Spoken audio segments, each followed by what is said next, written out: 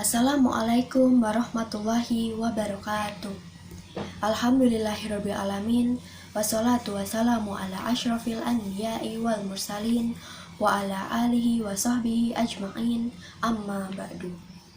Marilah kita panjatkan puji dan syukur kehadirat Allah Subhanahu wa taala yang telah memberikan kita kekuatan, kesehatan lahir dan batin sehingga kita dapat berkumpul bersama walau secara online karena sedang dalam keadaan wabah pandemi COVID-19 ini. Sholawat dan salam tidak lupa kita panjatkan kepada junjungan kita, Nabi Muhammad SAW, yang telah mengantarkan umat manusia dari peradaban hidup yang jahiliyah menuju ke peradaban hidup yang lebih modern. Semoga kita semua termasuk hamba-Nya yang taat, yang berhak menerima syafaatnya di akhir kelak. Perkenankanlah saya dalam kesempatan kali ini untuk menyampaikan kultum yang berjudul Keajaiban Berwudu. Sebagai umat muslim, tentunya kita sudah tidak asing lagi dengan yang namanya berwudu. Dan sudah menjadi rutinitas kita sehari-hari ketika kita ingin menunaikan ibadah sholat. Tetapi, berwudu tidak hanya dilakukan ketika kita ingin menunaikan ibadah sholat saja. Karena ketika kita ingin membaca Al-Quran, kita harus berwudu. Ketika kita ingin pergi ke masjid, ketika sebelum tidur, kita juga dianjurkan untuk berwudu. Dan saat kita marah pun, kita juga dianjurkan untuk berwudu. Wudu itu sendiri secara istilah adalah bersuci menggunakan air untuk membasuh sebagian anggota badan, yaitu wajah, tangan, kepala, dan kaki. Sebelum melaksanakan sholat, kita diperintahkan untuk mensucikan diri atau membersihkan diri terlebih dahulu. Karena apabila kita tidak melaksanakannya, maka sholat kita tidak akan sah. Dan perintah ini telah tercantum dalam firman Allah di Quran Surat Al-Maidah ayat 6, yang artinya, hai orang-orang yang beriman, apabila kalian hendak mendirikan sholat, maka basuhlah kedua tangan kalian hingga sampai ke siku, sapulah kepala kalian, dan basuhlah kaki kalian hingga sampai kedua mata kaki, dan apabila kalian junub, maka mandilah. Kebanyakan orang tahu bahwa berwudu itu hanya untuk mensucikan diri atau membersihkan diri. Padahal, ada keajaiban-keajaiban dari berwudu itu sendiri. Yang pertama, dosa akan mengalir bersama dengan air wudu. Abu Hurairah radhiyallahu anhu meriwayatkan bahwa Rasulullah SAW bersabda, apabila ada seorang hamba muslim atau mukmin yang berwudu, maka tatkala ia membasuh wajahnya, keluarlah seluruh dosanya yang dilakukan oleh matanya bersama dengan air itu. Apabila ia membasuh kedua tangannya, maka keluarlah seluruh dosa yang dilakukan oleh kedua tangannya bersamaan dengan air itu.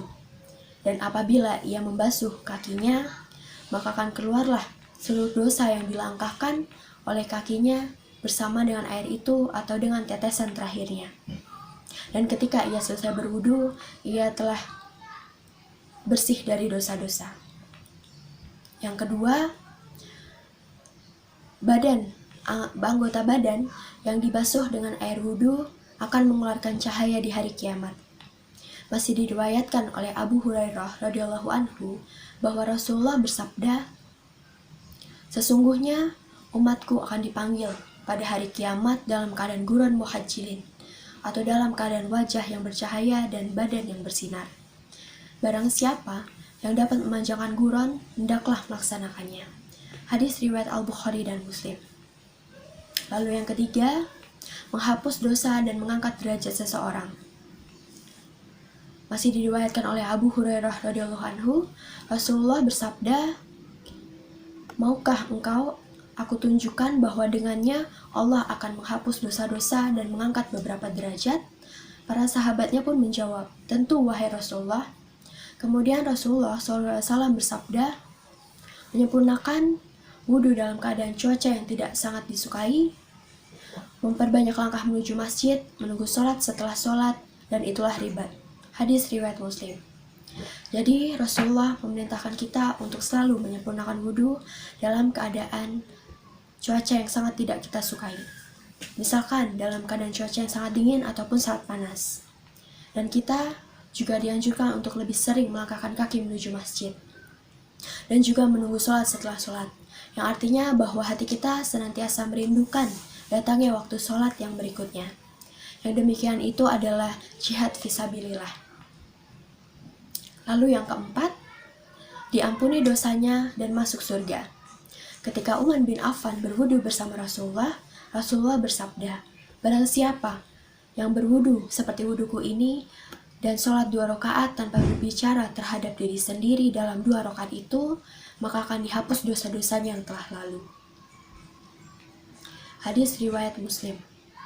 Yang kelima, orang yang tidur dalam keadaan berwudu akan didoakan oleh malaikat, dan jika ia meninggal, ia dalam keadaan syahid. Rasulullah bersabda, "Barang siapa yang tidur di malam hari dalam keadaan suci atau berwudu, maka malaikat akan tetap mengikutinya. Dan ketika ia bangun, malaikat niscaya akan berucap, 'Ya Allah, ampunilah hamba-Mu si Fulan karena ia tidur dalam keadaan selalu suci.'"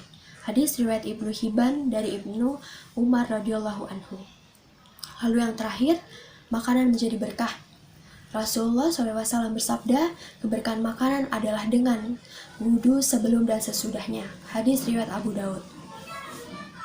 Ternyata banyak sekali keajaiban-keajaiban berwudu yang belum kita ketahui.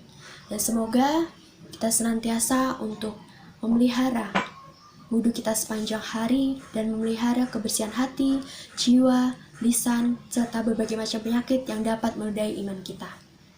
Sekian yang dapat saya sampaikan, semoga bermanfaat. Wassalamualaikum warahmatullahi wabarakatuh.